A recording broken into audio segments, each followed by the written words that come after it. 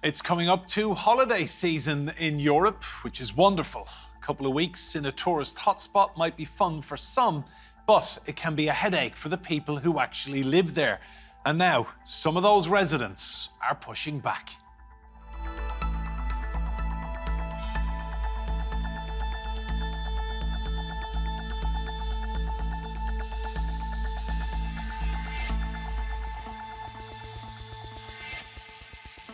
Hello and welcome to Roundtable. I'm Enda Brady. Tourism is a balancing act.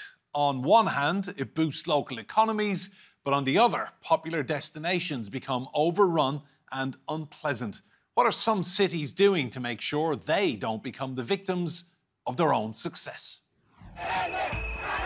Thousands in Tenerife angry at how their home is being exploited.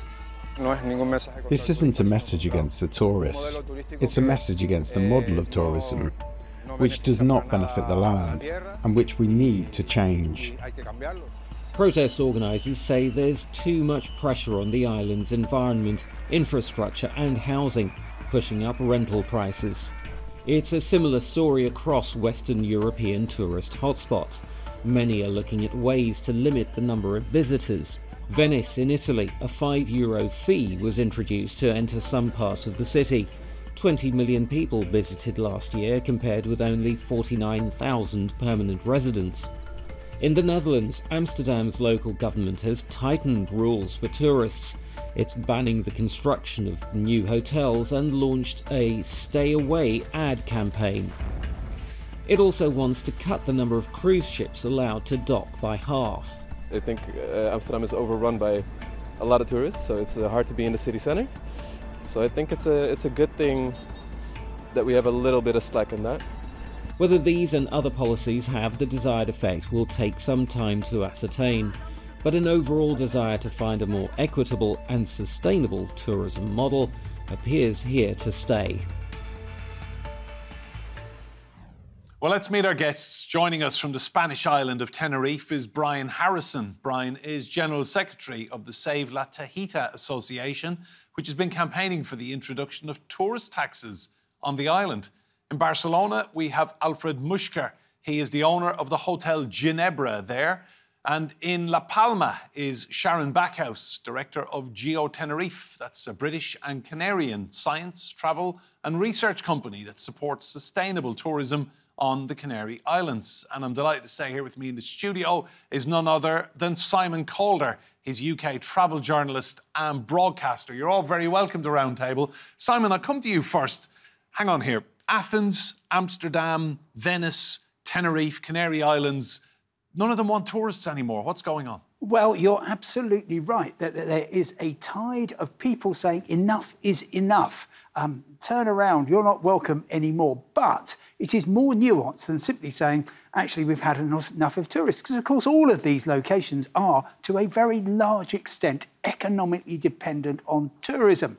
And it's really important at the start of the discussion to note that inbound tourism to a country is the closest that any nation can get to free money.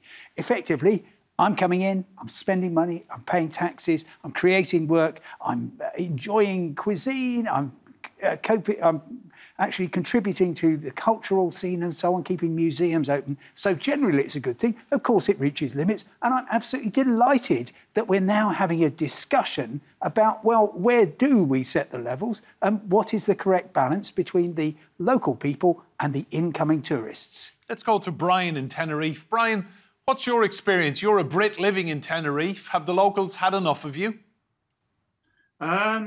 I'm more of a local myself, to be honest with you. I kind of integrated maybe 30 years ago. So I'm coming at this more from a point of a Canarian than a British person, to be honest with you. I must say that there's no question that tourism is required here. It's 40% of the economy. What people are asking here, what people are trying for, is to limit slightly the tourism, to control it, especially the Airbnb type accommodation, which has eaten into the housing market has caused a major housing crisis. That's one of the main points. That's one of the main issues. But definitely, the Canarians are not against tourism and not against tourists in any way whatsoever. So you think, Brian, it just needs to be managed a little bit more intelligently, perhaps? Absolutely, absolutely spot on. There's been very little or no control over tourism, over the amount of tourism, the type of tourism. There's been absolutely no control over the vacational the holiday letting. If a property is licensed or not, it doesn't matter. Very often the owners of these holiday letting businesses or homes, accommodations, don't even pay tax here. They do the transaction in their own country. The money never reaches the island.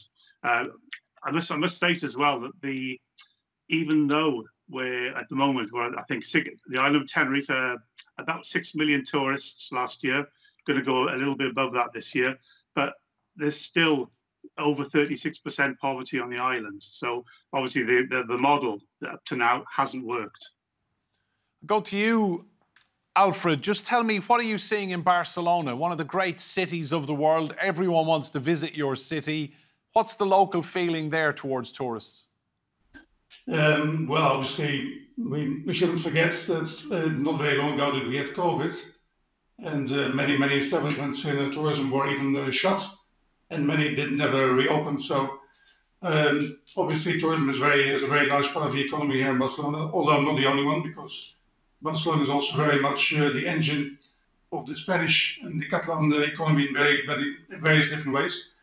But it still remains the fact that Barcelona is very much dependent on tourism. So nobody wants to say no more tourism, although having said that, in 2015 we had a mayor elected who was actually anti-tourism. There was a whole reason for this. There's a long story, we don't have time to really go into that. I think what happens is that largely there are three types of tourism in Barcelona. The first type is people that stay in hotels. Secondly, we have people that stay in private accommodations, of which Airbnb opens the doors. And whether or not that is a good idea, that's still being discussed in some of the courts around Europe. And lastly, we also deal with the cruise ship industry. Now, coming back to the type of accommodation that was provided by Airbnb, okay, this is regulated to some extent, but unfortunately after that, what happened was it kind of opened the door for illegal apartments. Sharon, you're in La Palma, and viewers can check out your new documentary called Lava Bombs 2, which is all about your island's recovery from that volcanic eruption in 2021. Just tell me, how important is sustainability now in terms of developing tourism and just keeping people happy? I think it's absolutely vital, and I think sustainability is a word that we all use in our everyday language. But when it is applied to a destination like the Canary Islands, it means a lot more than just saving a bit of water and recycling your rubbish. Basically, it means ensuring that investment here and the way the destination is administered takes into account the needs and the wants of locals. They have to be key participants in decision-making, in formulating the way forward. And what we're seeing at the moment is a lot of dissatisfaction locally, and actually their concerns are not being taken into account in any comprehensive form, which is, I think, unsustainable going forwards, because that's not the way to go. What does it actually mean? Well, in the Canary Islands, we've had the same tourism model for decades. It was introduced, I think, maybe 4 decades ago, when the Canary Islands were desperate to get inward investment into hotels. And it's an incredibly generous model, which means foreign investors only pay 4% tax and have free repatriation of profits. So all of those wonderful things we think the Canary Islands and the locals should be benefiting from because they have millions of tourists, actually they're not. Because not only are these investors not leaving a huge amount of money on the island, they're taking it away, but they even import things like the bread rolls from the mainland. These are all-inclusive hotels that don't engage with local businesses, that don't enable local investors to work with them on an equitable basis. They have their own structures, their own supply chains, and I think this is completely unsustainable going forwards. And locals, obviously, like Brian is saying, are having major concerns about the Airbnb model, and there's currently a review going on around around Airbnb. I think there's a lot of issues here at hand which are worth mentioning. Brian mentioned a few. You know, in France, Airbnb is a very positive model for the state purse, because that's how they charge their tourist tax, through Airbnb, for example, and flats have to be registered and homeowners have to pay income tax on their earnings. So it's a dual benefit to the state purse. What's happening here, we have massive funds which are buying up huge numbers of properties, taking them out of the market for residents and making very large profits, which needs to be regulated. In terms of private homeowners who might have inherited a flat that they want to make a little bit of income on, I think that's fair, as long as they pay their due tax and they register it. But what happens if they do it on a long-term contract?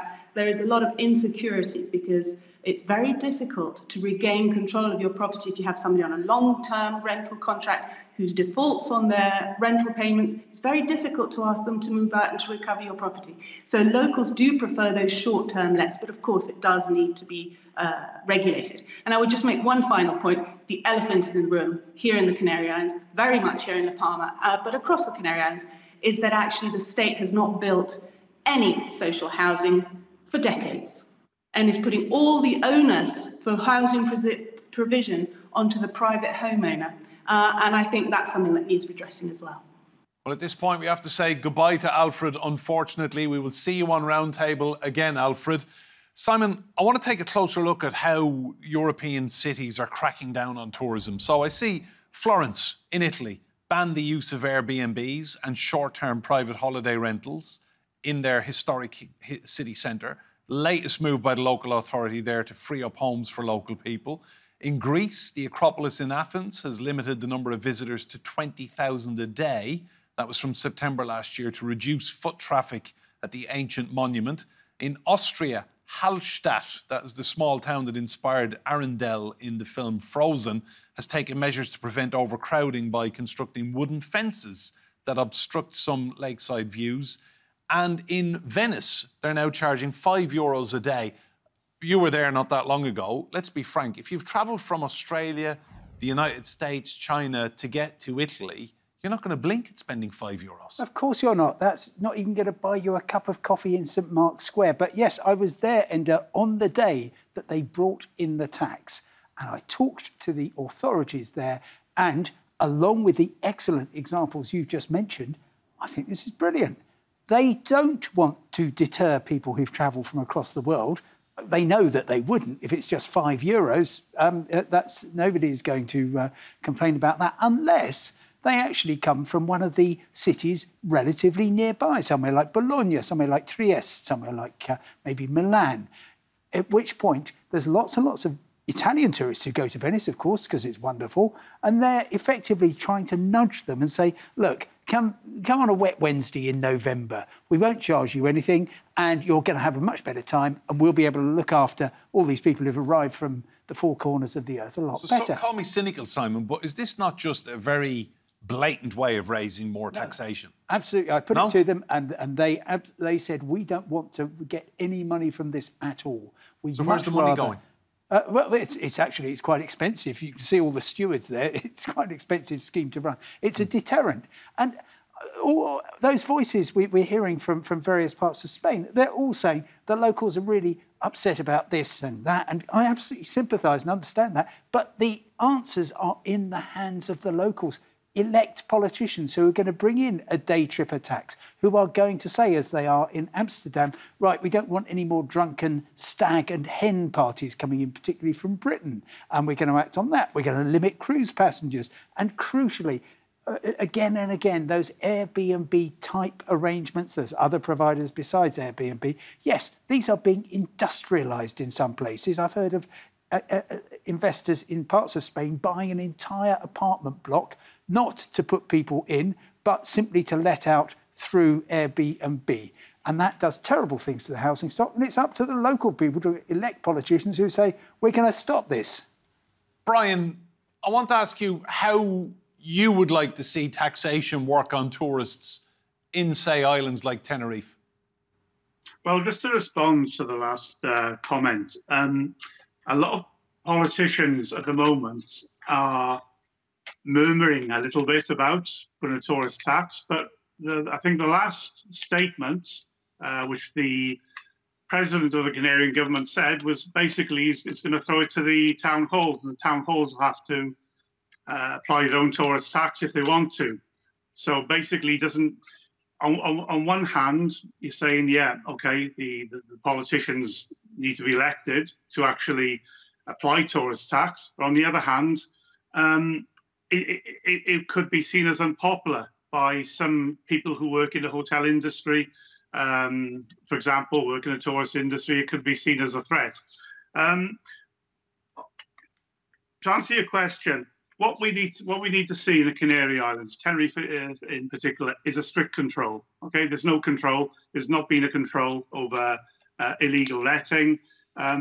If there was a tourist tax applied where nobody who wasn't a resident couldn't book a flight or couldn't get into the island without having previously paid their tourist tax for their stay, that would probably immediately wipe out the illegal black market. That's one way of controlling it. But problem is, I don't think the politicians have got the stomach to actually apply something as hard as that, as strict as that. Sharon, what do you see then in La Palma in terms of leadership, managing this and keeping local people happy? As you pointed out earlier, they're not building houses for local people. Yeah, so I'm only in La Palma for a few days because we had the launch of the film last night.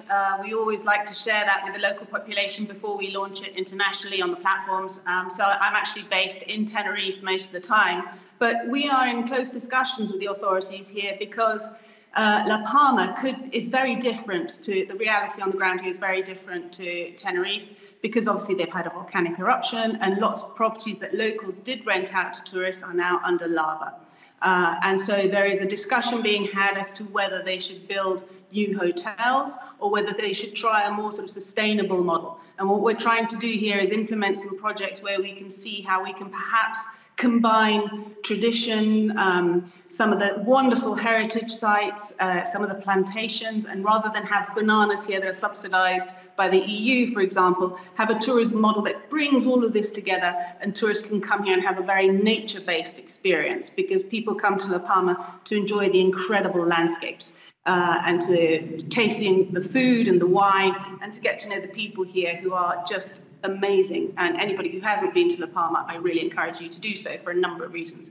In Tenerife, I think, and in the Canary Island government, very much as Brian says, it's a very big decision for them to take. They're under a lot of pressure, I understand, from investors not to institute a global tourist tax, which from our point of view, we think is a mistake, because actually all the research that we have done very much, as Simon was saying, you know, tourists that we work with and all the research that we've done says that they are delighted to feel that they can do something to help towards the destination that they're going to visit. And actually anybody who goes to the Tenerife National Park right now, the Daly National Park, on some days it's so overrun. It's A, not great for a natural protected space, and B, not a great experience for the visitors who are going there.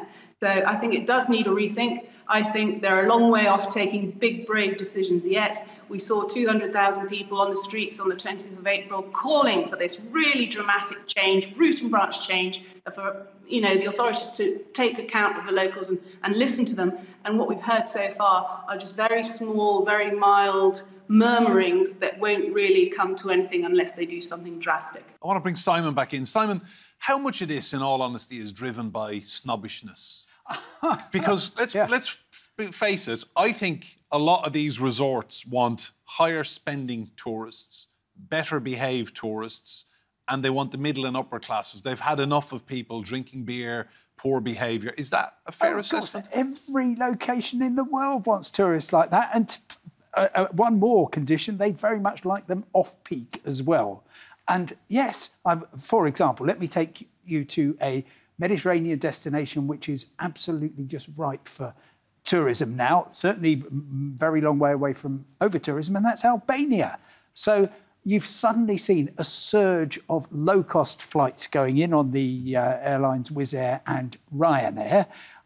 We've got, I spoke actually ahead of today's programme to the boss of TUI, which is Europe's biggest vacation company, and I said, Are you looking at Albania? And he said, very much so. It's absolutely ripe for going in, and we will be doing this. I've also talked to the Albanian tourism minister, and she says, we are determined to make our wonderful, welcoming country open to people, but we actually really just like 4- and 5-star people. I'm afraid that's not going to happen. All the people I met there were people like me, weekenders thinking, I'd love to go to Barcelona for a weekend, but it's a heck of a lot cheaper to go to Tirana, and I'm going to have a more interesting time too. So you can't have everything. And there's, I guess, a couple of examples of places which do things absolutely right.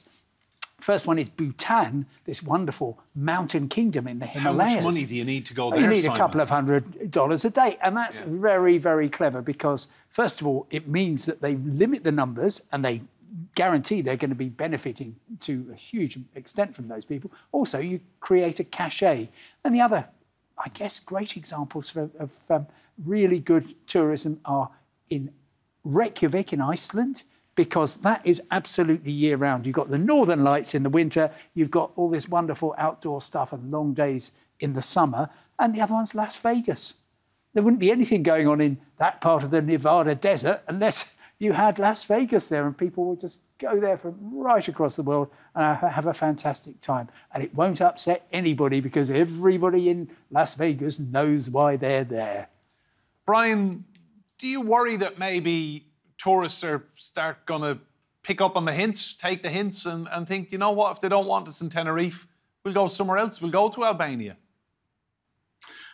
I'll be honest with you, the only feedback we've had so far is from countries like Sweden and Norway, where some people who weren't previously aware that they were causing a problem, or being part of a problem, are kind of pulling back a little bit in solidarity to the local people. Nobody's, as far as I know, has cancelled their holidays because they feel unwelcome or they feel threatened or they feel unsafe. But there are some countries, there are some people in some countries who are certainly choosing other destinations just because they don't want to be part of the problem here. Sharon, we've noticed a big backlash against Airbnb. I mean, the company says it's opening the world and giving people opportunities to stay in properties that they normally wouldn't have been able to see and stay in. How much do you think they have contributed to over-tourism in some places?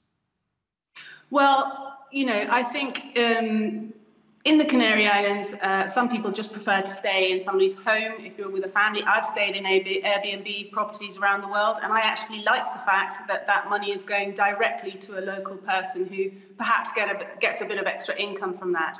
And actually, ironically, once we had the eruption here in La Palma in 2021, a lot of people started booking Airbnbs as a way of getting money directly to locals when they thought that would be of assistance. And I believe that happened in Kiev as well. So Airbnb, I think, it has a bit of a bad press at the moment, but people who travel like that formula. But as with anything, it needs to be regulated. It needs to make sure it has to have a positive net gain for the destination and for the people who are renting out their properties as well. Simon, just one final point. I mean, tourism brings in so much money. I think, are we reaching the stage where some people will just look at destinations that are constantly popping up? I see British newspaper websites all the time with stories saying Brits not welcome here, or, you know, Albania could actually benefit a lot from all these disgruntled Brits who will think, OK, if they don't want us, we'll go there. Oh, sure. And look, these things are self-correcting, exactly as you say. If we understand more about the problem, as outlined by our excellent guests, yes, of course, you will take that into account, or you should do. And particularly, you might be thinking, well, actually, I'm paying £300 a night for this Airbnb apartment. Who's actually owning that, as opposed to the original idea of Airbnb, as Sharon was saying, which was, you've got a spare room, let's monetize that and help someone out. So, yes, if you take 150 countries around the world with active tourism industries, all but about 10 of them say, just bring us more tourists. Frankly, we don't mind. Just bring them all in. At the moment, for example, Jordan absolutely desperate, completely devastated by the tragedy that's unfolding in Gaza and reluctance of particularly American and Australian tour groups to go there. So they will certainly take anybody who's keen to explore that wonderful country. And there's also self-correction in the sense that I was in the middle of Rome last summer in July, last week of July, almost by mistake, and I just thought, never, ever again. There's other great cities around the world to visit which aren't just full of tourists, and there's other times to be in Rome. And so